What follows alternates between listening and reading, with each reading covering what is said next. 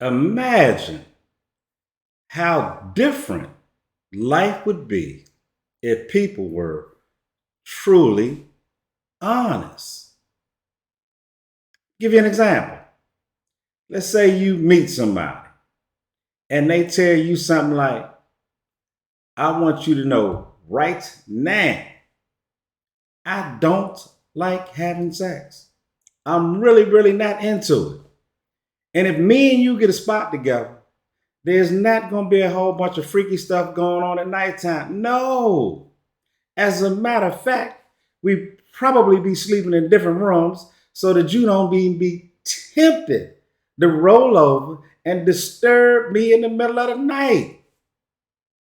Now, if you met somebody and they were that honest, 99.9% of you all would be like, beep, beep, I'm out of here, road runner, gone. You'd be out of there. You wouldn't give this thing a second thought because there's no way you about to start investing your time, energy, money in a situation, going into it, knowing there ain't going to be next to no loving going on in your house. You wouldn't do it. You would see no purpose in the foolery. You just wouldn't do it. But unfortunately, we don't live in that world. We live in a world where bamboozling and finessing is just what happens. Now, I'm going to take that example to, let's say, a cookout. You on your way to Home Depot. You pull up in front of the store. Guys sit out there with the propane cans. You about to get one. It's normally about $29 or whatever. But the guy tell you something like, hey, look here, man. How much cash you got on you? You tell him something like $15. He'd be like, cool. It's your lucky day, dog. This the last propane can we got. You feeling good now. You got this can at about $15. Gas. You didn't even have to go in the store and wait in the line. You didn't have to go in there and worry about them calling somebody over the PA to come get the can for you. This was in and out real fast. So far, so good. You come home. You hook your propane can up to your grill. You make sure the valve's nice and tight. Come back in the house. You seasoning up your food. You got your steak seasoned good. You got your chicken. Got a couple hot dogs, some hamburgers. You got friends coming over in a little bit. You thinking, man, so far, so good. You're locked up. You got the last can. Your food seasoned up real good. Your friends letting you know, hey, they're on their way to your house. So far, so good. You head on out in your backyard. You turn the thing on high. You hit the night button. It go click. Ain't no flames coming out the burner. You're like, what's going on? You make sure the valve on tight. You put it back on high again. You go click. Ain't no flames coming out the burner. Now you start to be like, oh, what's wrong with my grill? I got people coming over. Next thing you know, one of your boys tapping on the fence. Bop, bop, bop. He come on in the backyard. He say, what's going on, man? You say, dog, something wrong, man. You show him what you did. Again, one more time.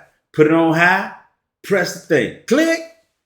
Your boy look, he be like, hold on, let me see something, man. He go down there, he lift your propane can up. He do like this with it a couple times. You looking at him. He say, dog, this thing empty. Ain't no propane in there, dog. And you thinking, what the hell are you talking about? I just bought this. Your boy looking at you like, dude, there still ain't no propane in it.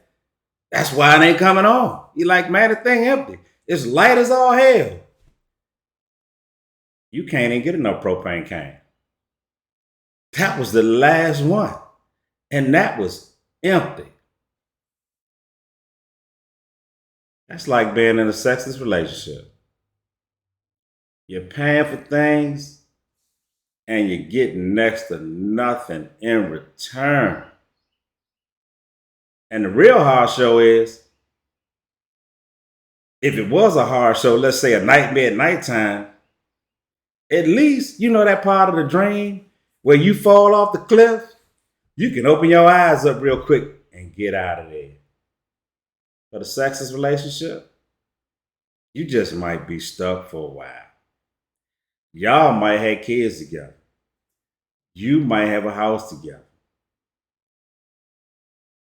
And unfortunately, for you, it was something that your folks saw in you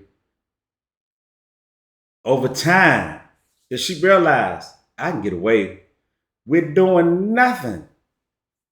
And this fool ain't going nowhere. I'm going to say it again, slowly. Because you don't just wake up one day and you're in a sexual relationship. That just gradually happens over time. Less, less, less, and less to nothing.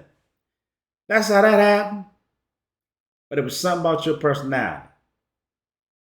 I'm going to use this phrase. You, in her eyes, were a nice guy. Because if you weren't, you probably wouldn't be in a sexless relationship because you'd have been gone a long time ago. But that's another story. But the bottom line, the real ugly truth about a sex relationship is you don't even get discounts for it. Nah, you still got to pay the rent. You want somewhere to live? Still got to pay electricity. Want these lights going on? And here's where it gets real ugly for 99% of y'all. If you decide, I'm going out there, I'm about to meet somebody else, I'm about to start getting it in somewhere else. If you get caught, use the bad guy. Society don't care that your folks ain't putting out. You are in a no-win ugly situation. But I'm here to help you. Sometimes it's all right to be the bad guy. If you find yourself in a sexual relationship, you got one or two options. Get yourself a side boo and enjoy life. Or, if you can, get the H up out of there. Beat, beat, roll, run it, gone, get out of there. Again, if you find yourself in a sexual relationship, it is okay to be the bad guy. Get the hell up out of there or get yourself something on the side. Look here, y'all. My name is Daryl Moore. Check out my book, Money Hungry. Peace, love, happiness. I'm out.